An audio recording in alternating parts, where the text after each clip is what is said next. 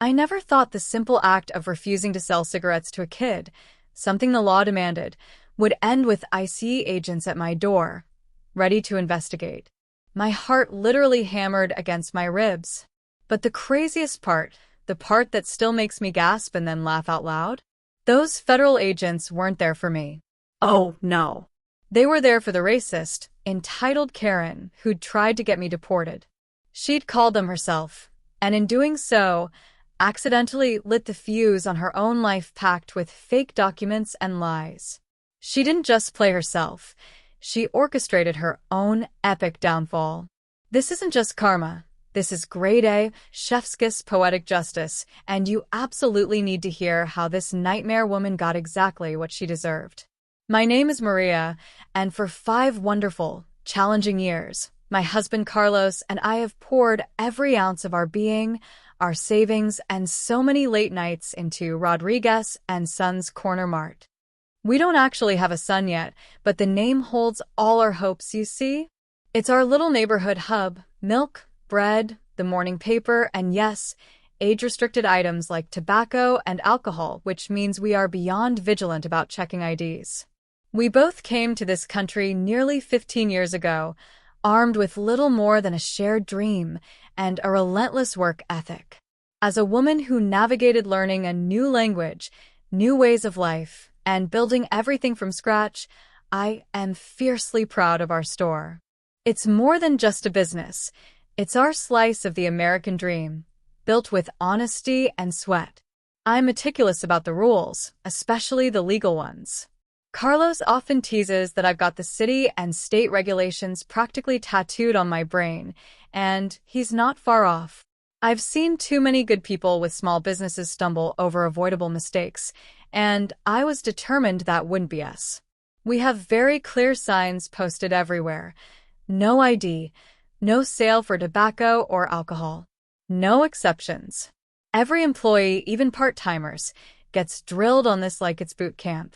It's not just about avoiding crippling fines or losing our license. It's about responsibility. We live in this community. Our customers are our friends and neighbors. Just that morning, old Mr. Henderson had come in, flustered because he'd forgotten his wallet for his usual lottery ticket. I'd smiled, told him to pay me next time, and he'd patted my hand, calling me a good girl. It was those little moments of trust and kindness that made the daily grind worthwhile. Life was usually a rhythm of early mornings, friendly chats, managing stock, paying bills, and heading home tired but fulfilled. A stable, good life until she shattered that peace. The bell above our door chimed. Its usually pleasant sound suddenly feeling sharp later that Tuesday afternoon. The store was quiet, that mid-afternoon lull. I was just finishing up pricing some new inventory, humming softly. In walked a young girl. Couldn't have been a day over 15, though she carried herself with an air of someone trying desperately to appear older. She darted a few nervous glances around before sidling up to the counter. "Yeah, let me get a pack of Marlboro Lights," she mumbled, avoiding eye contact. I offered my standard polite, but observant, smile. "Certainly. Could I please see your ID?" Her shoulders sagged for a split second before she affected a look of bored indifference. "Ugh, I must have left it in the car." "It's fine." "I'm sorry," I replied, keeping my tone gentle but firm. "I can't make the sale without a valid ID. It's not just store policy, it's state law." She let out a tiny, frustrated sigh. "Are you serious?" I'm like, obviously old enough. "I understand it's frustrating," I said, even though my internal alarm bells were ringing, "but the law is very clear, and I have to verify your age to protect my license, honey." She grumbled something under her breath, annoyance radiating off her, and began to turn away. Just then, the door chimed again, but this time it was flung open with such force it banged against the little stopper on the wall. In swept a woman who looked as if she'd stepped directly out of a Karen instruction manual. She sported that instantly recognizable, razor-sharp, asymmetrical blonde bob, the kind that looks like it's permanently windswept with indignation. Giant, Dark sunglasses were pushed up onto her hair, like a crown for the queen of complaints. Her athletic wear was pristine, clearly expensive, and just as clearly had never seen the inside of a gym. A massive, logo-heavy handbag was clutched in her perfectly manicured hand, nails painted a startling shade of crimson, practically vibrating with impending confrontation. Her lips were already pursed into a thin, judgmental line before she'd even scanned the room. This, I would soon discover, was Brenda. "Tiffany, what is taking so long?" she demanded, her voice sharp enough to curdle milk as she zeroed in on her daughter. Tiffany, the girl, gestured towards me with a flick of her head. "She won't sell me cigarettes. Says I need ID or something stupid." Brenda's gaze, cold and appraising, fixed on me. It felt like I was a particularly unappetizing bug under a microscope. "Is there some sort of problem here?" she inquired, one perfectly plucked eyebrow arching disdainfully. "No problem at all, ma'am," I said, keeping my voice calm and professional. "As I explained to your daughter, I just need to see valid photo ID for the cigarette purchase, as required by state law." Brenda let out a scoff, a sound like a slow puncture in a very expensive ego. "Oh, that's utterly ridiculous. She is with me. Just give her the cigarettes. We are in a considerable hurry." My internal defenses went up. "I appreciate that you're in a hurry, ma'am, but the law is very specific. I need to verify her age with her ID, not yours. Your presence, unfortunately, doesn't change the legal requirement." Brenda's face visibly tightened, a faint flush rising on her cheeks. "Are you seriously questioning my judgment as a parent? I am telling you she is of age. Now, are you going to complete this transaction, or am I going to have to escalate this?" Her voice was rising in volume, each word dripping with entitlement. I felt a familiar heat creep into my own face, but I fought to keep my composure. "Ma'am, with all due respect, it's not about your judgment. It's about the law. I could lose my license, face thousands of dollars in fines, and even risk criminal charges if I sell tobacco to a minor. I am simply doing my job." That, it turned out, was precisely the wrong thing to say. Brenda's eyes narrowed into slits. "It seems people like you often struggle with simple directives. Perhaps you don't fully comprehend how things are supposed to operate in this country." The words "people like you" and "this country" hung there, heavy and rancid. It was a thinly veiled xenophobic jab, aimed right at my accent, my appearance. My hand tightened on the counter's edge until my knuckles were white. "I comprehend the law perfectly, ma'am. And the law, in this country, says no ID, no sale." She exhaled dramatically, a theatrical display of exasperation. "This is beyond belief. You will rue this day. You have no idea how much you are going to regret this act of utter disrespect." She then grabbed Tiffany's arm with a theatrical flourish. "Come along, Tiffany. We shall patronize an establishment where customers are valued and the staff isn't problematic." And with a final, withering glare, she spun on her expensive heels and stormed out, Tiffany trailing in her wake like a sullen dinghy. The bell on the door seemed to jingle with a final, angry shudder. I let out a shaky breath I hadn't realized I was holding. My hands were trembling. Regret this. What on earth did she mean by that? A cold dread settled in my stomach. This felt far from over. That cold dread proved to be a chillingly accurate premonition. Brenda, it became clear, was a woman who nursed a grudge like it was a precious, venomous pet. The assault began online. Within days, our store's previously respectable Google rating was carpet-bombed with scathing one-star reviews. All anonymous, of course, but the vitriol, the specific turns of phrase, they screamed Brenda. Ignorant foreign owner, likely illegal, denied service for no good reason. Prices are a ripoff. Place is dirty. Steer clear, one fumed. Another, more outrageously, accused me of making racist slurs at a poor innocent child. The hypocrisy was so thick it made me feel ill. Carlos and I would read them, our stomachs twisting into knots. We knew they were lies, but the anonymous face of the internet is a hard one to argue with. Our hard-earned rating nosedived. Then the nuisance calls started. Sometimes, I'd answer the shop phone to dead silence, just the faint sound of breathing. Other times, a distorted, muffled voice would hiss some vile slur about my ethnicity or immigration status before abruptly hanging up. "Go back to your own country, you leech," became a sickeningly familiar refrain. Every unexpected ring of the phone sent a jolt of anxiety through me. Brenda herself became a malevolent local presence.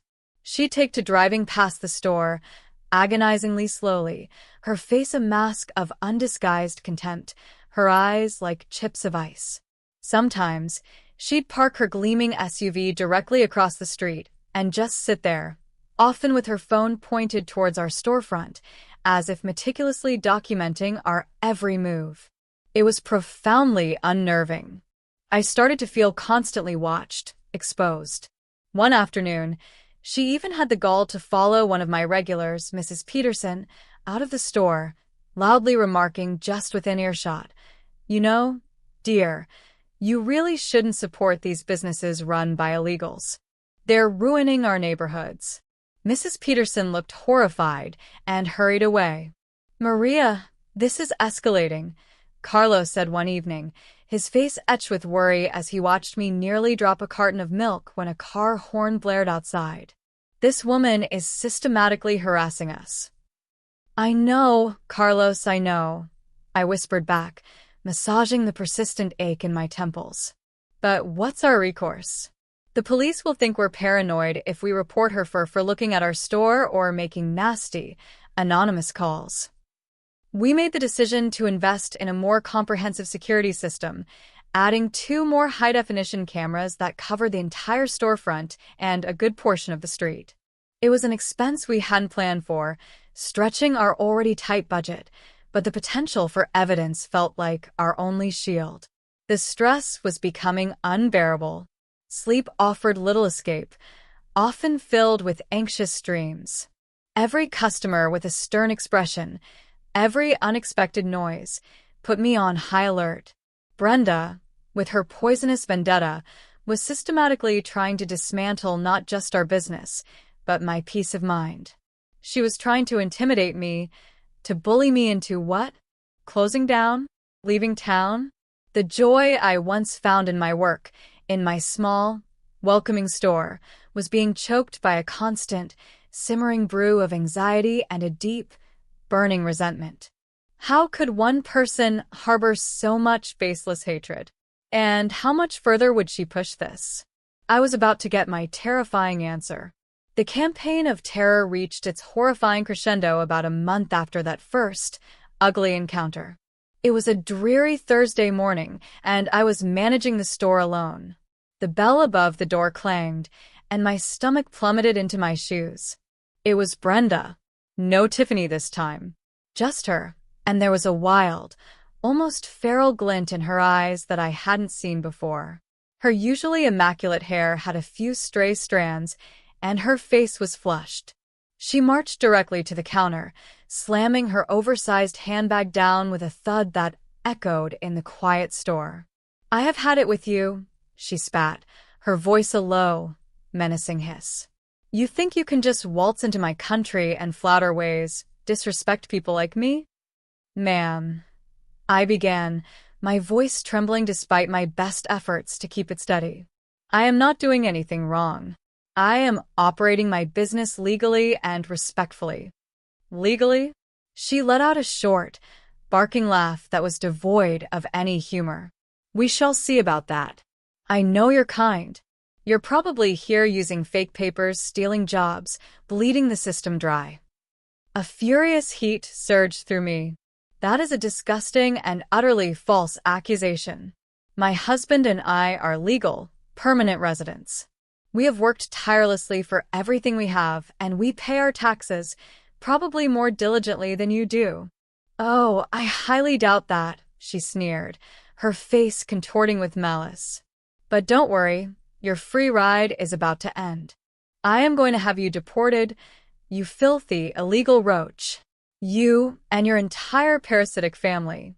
You'll all be shipped back to whatever mud-caked village you crawled out of. And then, she did something so vile, so utterly contemptuous, it shattered any remaining shred of my composure.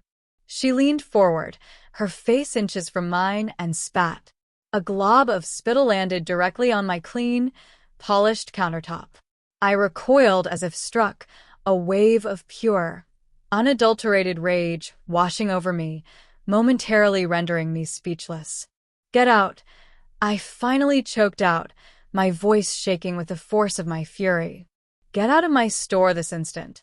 "Or what?" she taunted, a grotesque, triumphant smirk plastered across her face. "You'll call your illegal buddies to rough me up?" "I don't think so." She then dramatically produced her phone. "In fact, I believe I'll make a rather important call myself right now." With a theatrical toss of her head, she spun around and stalked just outside the store's front door, positioning herself on the sidewalk, directly in the line of sight of the front window and, crucially, our newly installed high-definition security cameras. She put the phone to her ear and began to speak in an artificially loud, carrying voice, clearly intending for me to hear every single word.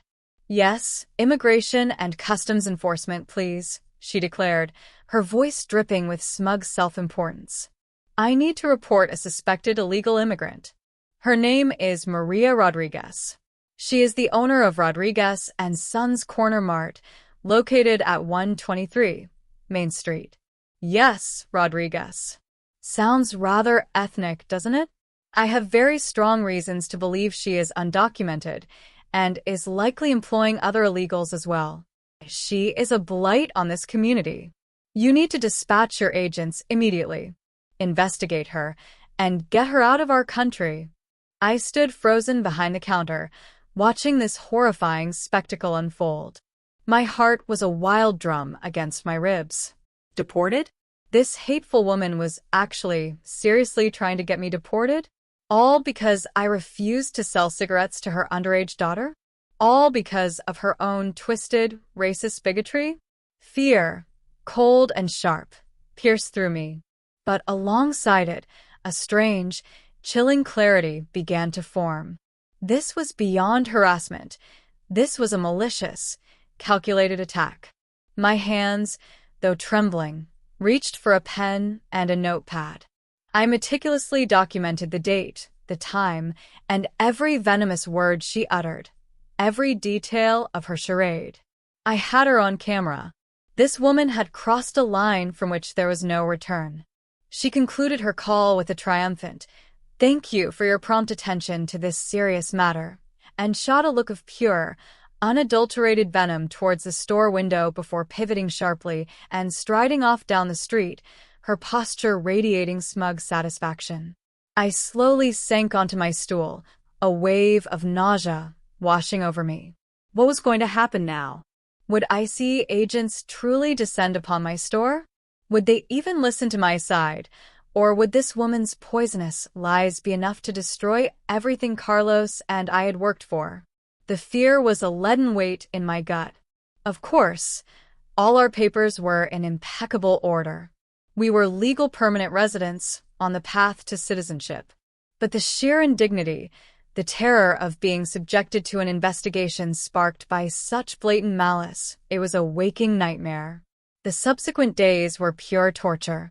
Every chime of the shop bell sent my heart leaping into my throat, my palms sweating. Then, exactly 1 week later, the bell chimed, and my nightmare seemed to materialize. It was a Tuesday morning, eerily similar to the day Brenda and Tiffany had first darkened my doorway. The store was blessedly empty of customers. I was attempting to distract myself by reorganizing the magazine rack, my thoughts a jumble of anxiety. I looked up. My blood ran cold. 2 men, dressed in nondescript dark suits that nonetheless screamed official, stood just inside. Badges were clipped to their belts. ICE. My breath caught in my throat. This was it. The moment I had been dreading. One of them, An older man with a stern face and world-weary eyes approached the counter. "Are you Maria Rodriguez?" he asked, his voice devoid of inflection. I managed a jerky nod, my throat suddenly too constricted for speech. My mind frantically raced. Our documents. Carlos kept them in the fireproof safe at home. Oh, merciful heavens, this was a catastrophe. "We are from United States Immigration and Customs Enforcement," he stated, and I felt my knees threaten to buckle. I gripped the counter for support. "We received an anonymous tip concerning your immigration status and the operation of this business." I finally managed to find my voice, though it emerged as a shaky whisper. "My husband, Carlos, and I, we are legal residents. We have all our documentation. It sits at our home." The agent regarded me with an unreadable expression. Then, he said something so unexpected, so utterly baffling, that my brain struggled to process it. "We're not actually here regarding your status today, Ms. Rodriguez. We are attempting to locate the individual who filed the complaint against you." I blinked, convinced I'd misheard. "What? You're looking for the person who called you?" The second agent, younger, with a slightly more approachable demeanor, stepped forward. "Yes, ma'am. Standard procedure with these kinds of tips, especially those made with such vehemence, involves verifying the credibility of the source. The complainant provided certain personal details, as they are often encouraged to do to lend weight to their allegations. However, some of the identifying information she volunteered for herself, in her effort to appear as a credible, concerned citizen making a formal report, has unfortunately for her raised several significant red flags within our interconnected agency systems." My mind whirled in confusion. Red flags? For her? The first agent nodded slowly. The information given by the tipper, who, according to our records, gave the name Brenda Miller along with a specific date of birth and social security number to make her complaint official, has led us to a strong suspicion that she may be residing and working in the United States under fraudulent pretenses, specifically through the use of falsified identity documents. It appears, Ms. Rodriguez, that your accuser, in her fervent attempt to report you, has inadvertently drawn attention to her own rather significant legal irregularities. I stared at them, utterly dumbfounded. Brenda? Brenda Miller, the self-proclaimed patriot, the one screaming about illegals and trying to have me deported, was the one with fake papers? The irony was so staggering, so deliciously potent, I felt a wave of dizziness wash over me. The tip-off mentioned a Brenda Miller as the name of the individual who had a confrontation with you, or perhaps that's the name she used when she called us. The first agent continued, consulting a small notepad. "Does that name ring any bells? The woman who has been, shall we say, causing you a considerable amount of distress recently?" My jaw felt unhinged. Brenda? Yes, that's her. Brenda Miller. I quickly described her. The distinctive hair, the arrogant demeanor, the expensive SUV she drove. She's the one who made that call. I watched her do it right outside my store. I have it on my security camera. The two agents exchanged a significant look. "Well, Ms. Rodriguez," the younger one said, a faint hint of something that might have been dry amusement in his tone, "it would seem that Ms. Miller's elaborate scheme to cause you trouble has backfired on her in a rather spectacular fashion. The very information she volunteered to make her complaint against you appear more legitimate was precisely what allowed our databases to connect some long unanswered questions on a dormant identity fraud case." I was still struggling to fully absorb the implications. The woman who had systematically terrorized me for weeks, who had dangled the horrifying threat of deportation over my head, was herself profoundly vulnerable to the very system she had tried to weaponize. It was a plot twist worthy of a telenovela. The suffocating fear that had been my constant companion began to recede, replaced by a dawning, incredulous sense of relief, and yes, a small, fierce spark of deeply satisfying vindication. The agents then inquired if I had any information regarding Brenda's place of residence. Often, in these situations, complainants provide false contact details, but this individual seemed exceptionally confident, almost arrogant. The Kinder agent elaborated. Did she ever mention her address? Or perhaps you might have a record from a past transaction. Anything at all that might help us locate her? I racked my brain. Brenda had never had anything delivered, nor had she ever volunteered personal information beyond her venomous opinions. But then I remembered her performative, overly loud call to IC, made right outside my store. In her desperate bid to sound like an official, credible witness, to load her accusation against me with as much authenticity as possible, she had indeed shouted her full name. And in her tirade about being a concerned local citizen deeply invested in the integrity of her neighborhood, I recalled her mentioning her street, or at least the general area, to the IC operator to bolster her standing as a legitimate local reporting a threat. She'd been so focused on making me appear suspicious that she'd carelessly overshared about herself. I relayed these fragmented details to the agents, the snippets of her end of the conversation I'd overheard and noted, the direction she habitually drove off in. She acted as though she were completely untouchable. I added, a residual shiver tracing its way down my spine despite the incredible, unbelievable turn the situation had taken. The agents thanked me warmly.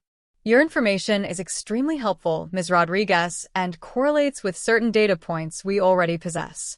We sincerely apologize for any distress this entire unfortunate episode has caused you. It is abundantly clear that you are the victim of a malicious and unfounded complaint, and it is also our duty to investigate such matters thoroughly, especially when they appear to be a smokescreen for other illegal activities. They provided me with a card containing a case number and a contact person, should you recall any further details, or if Ms. Miller attempts any further harassment, though I strongly suspect she will soon be preoccupied with far more pressing personal matters.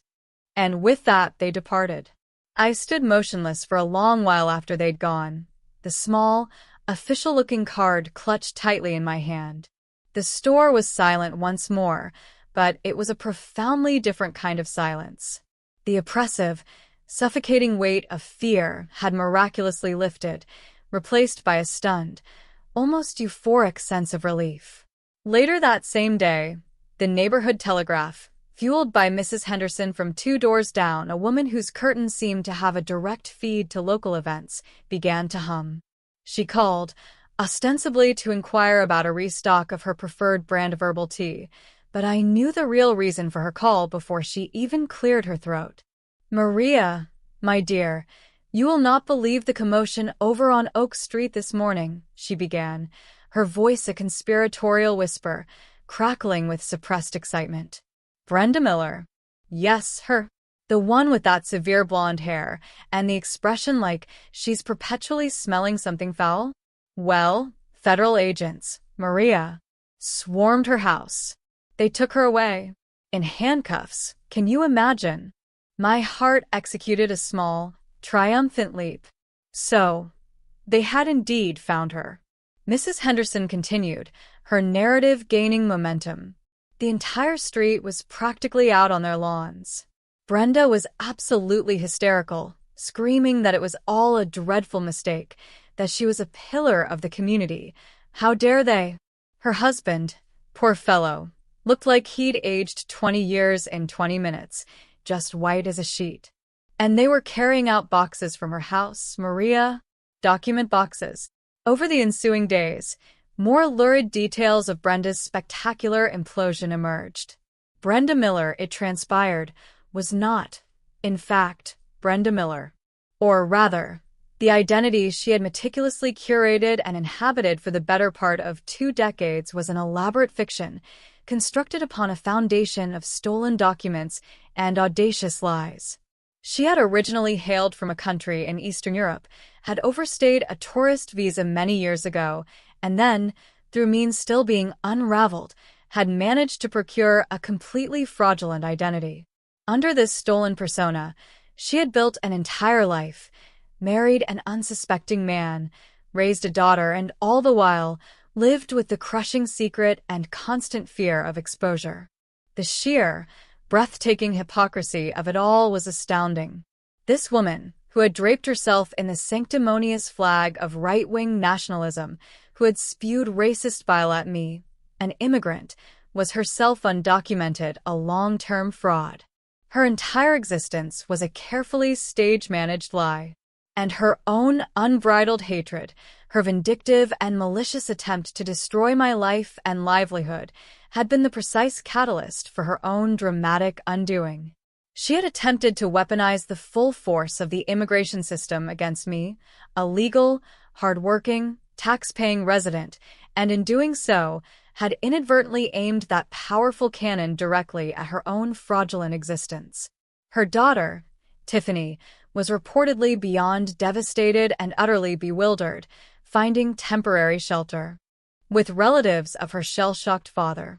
Brenda's immaculate, showpiece house on prestigious Oak Street, the one from which she had presumably looked down upon the rest of the neighborhood, was suddenly entangled in a web of legal complications and forensic accounting. The community was understandably agog. Some expressed shock. Others, who had long endured Brenda's abrasive personality and queenly entitlement, were less surprised. It seemed her reign of petty terror had won her few genuine allies. The malicious online reviews that had targeted my store, the ones that had caused me so much anguish and sleepless nights, suddenly felt like ancient history. In fact, once the full story of Brenda's duplicity and subsequent arrest became common knowledge, something truly wonderful happened.